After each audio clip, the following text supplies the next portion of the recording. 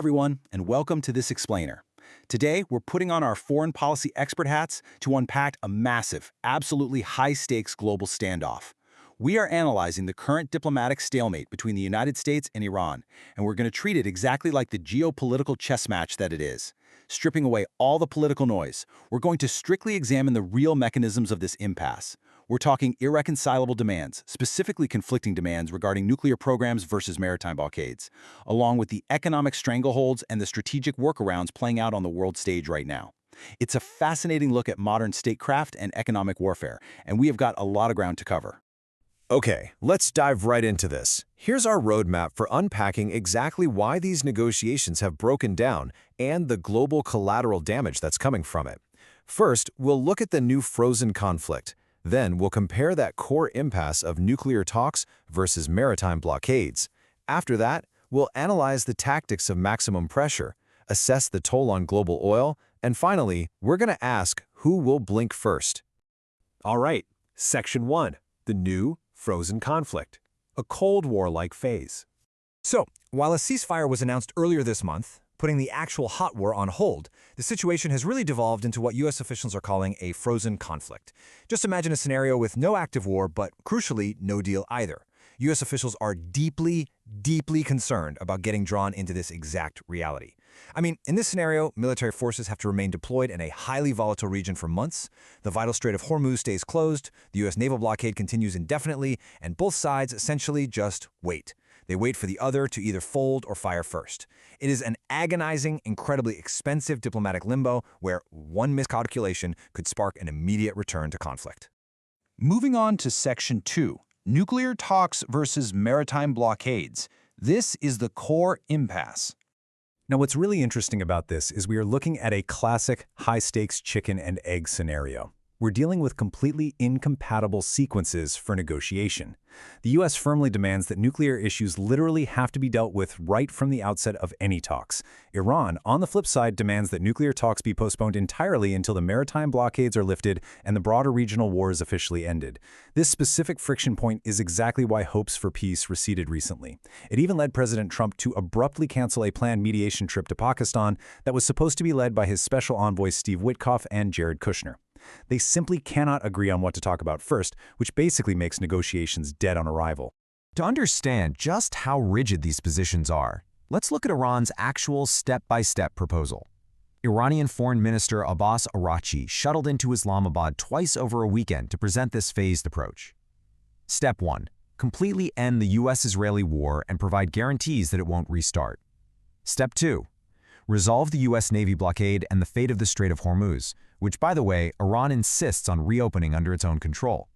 Only then, in Step 3, would they even bring up the nuclear program.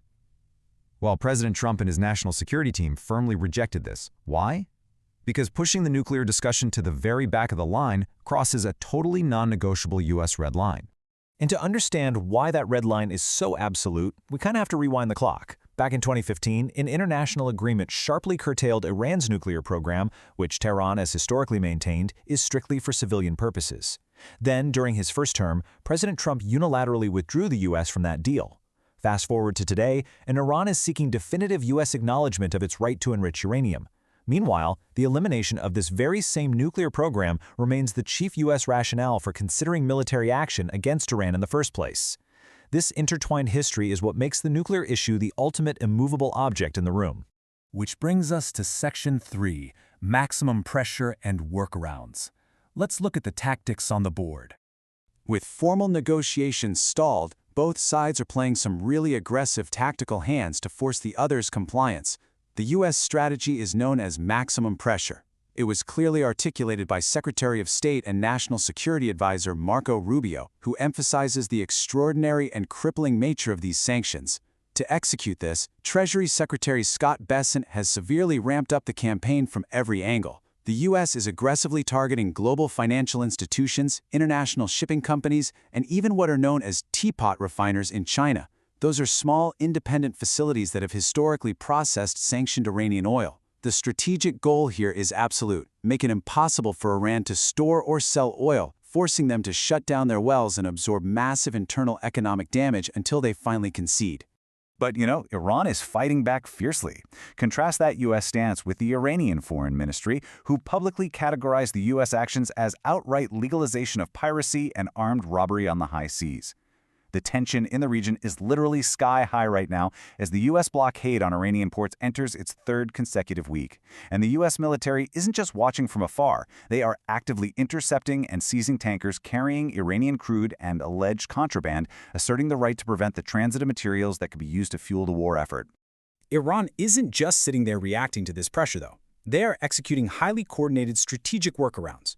Government spokesperson Fatemeh Mohajerani recently stated that Iran had actually war-gamed and prepared for these exact maritime blockade scenarios well before the U.S. 2024 presidential election even took place. They are actively pivoting to utilize northern, eastern, and western land trade corridors to effectively neutralize their historical reliance on those vulnerable Gulf ports. Plus, they're strengthening international alliances to alter the balance of power.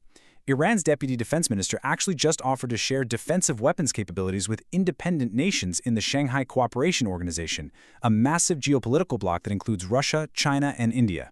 They are essentially trying to build a diplomatic and economic fortress to withstand the U.S. pressure. Section 4. The toll on global oil, the economic collateral. Now we have to shift our focus to the concrete global fallout because this diplomatic maneuvering isn't happening in a vacuum. It has massive economic collateral for everyone. 20% of all global crude supplies flow directly through the Persian Gulf. And it is absolutely vital to remember the sequence of events here. President Trump imposed the sweeping U.S. blockade only after Iran unilaterally closed the Strait of Hormuz and began charging exorbitant tolls to any tankers trying to ship oil out of the Gulf. When you suddenly disrupt 20% of the world's energy lifeline, the entire globe feels the tremor immediately.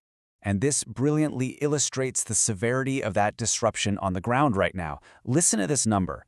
7. That is the total number of ships that crossed the strait in the past day, according to recent satellite analysis and marine ship tracking data. And critically, not a single one of those 7 ships was carrying oil bound for the global market.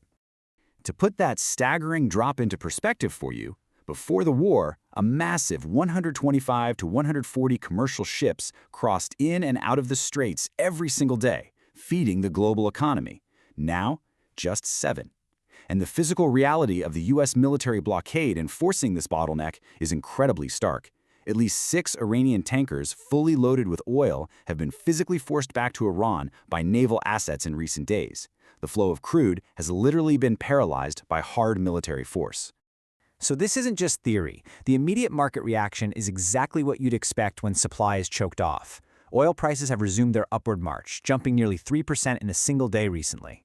Analysts are noting that commodities traders are completely ignoring the political rhetoric from both capitals, and instead they're looking solely at the paralyzed physical flow of crude oil.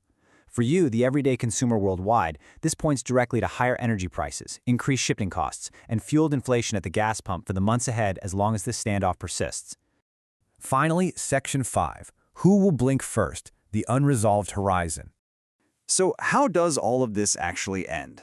Both sides are operating under immense, compounding pressure to resolve this frozen conflict. For the U.S. administration, the political clock is ticking incredibly loudly right now.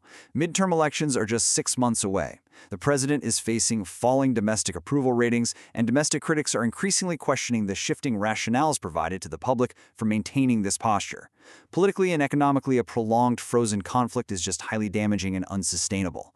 Because of this tightening timeline, the president is heavily consulting with outside hawks, like Senator Lindsey Graham and retired General Jack Keane, who are aggressively advising him to reject Iran's phase proposals entirely and authorize immediate military action to forcefully break the deadlock. Which leaves us with this final, truly provocative question to consider. As the maximum pressure campaign attempts to totally cripple Iran's domestic economy, and Iran counters by bypassing blockades and forging powerful Eastern alliances, the central impasse remains completely untouched. Can this diplomatic sequencing, that fundamental debate over whether to solve the maritime blockade or the nuclear issue first, be resolved through pure economic leverage? Or, with the global oil market squeezed tight and domestic political clocks rapidly ticking down, is an escalating hot war inevitable? It is a high-wire act of international relations, and the entire world is watching the board to see who makes the final move. Thank you so much for joining me for this explainer, and I will see you next time.